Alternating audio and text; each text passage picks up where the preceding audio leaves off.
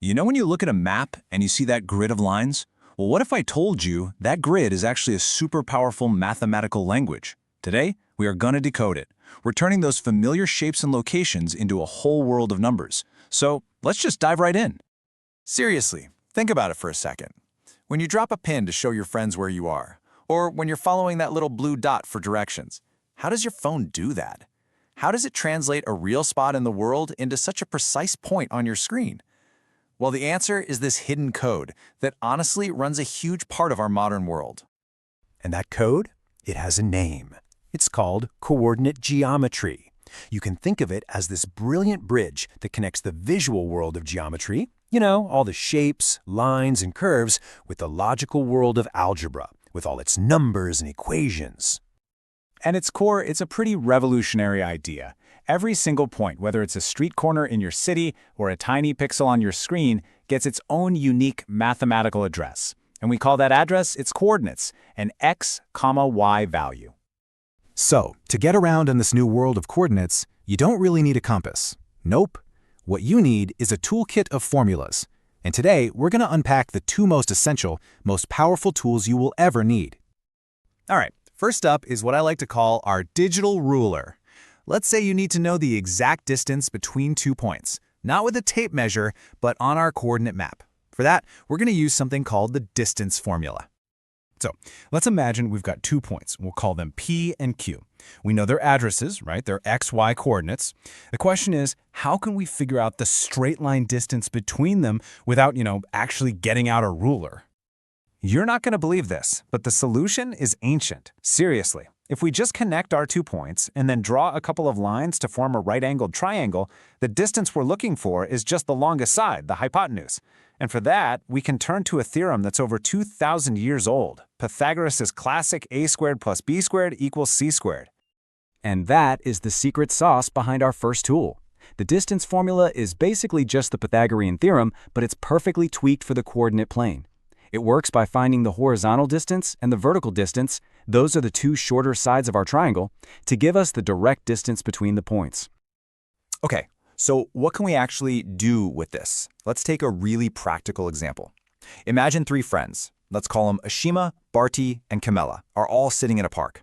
We've got their coordinates. How can we know for sure, mathematically, if they're sitting in a perfect straight line? Easy. We just use our digital ruler. First, we calculate the distance from Ashima to Barty, then from Barty to Camilla, and finally, the total distance from Ashima all the way to Camilla. And, would you look at that?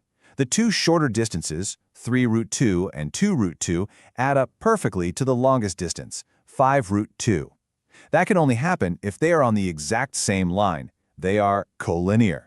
Pretty cool, right? So, that's our ruler. It's awesome for measuring stuff. But what if we need to find a specific point on a line, not just its length?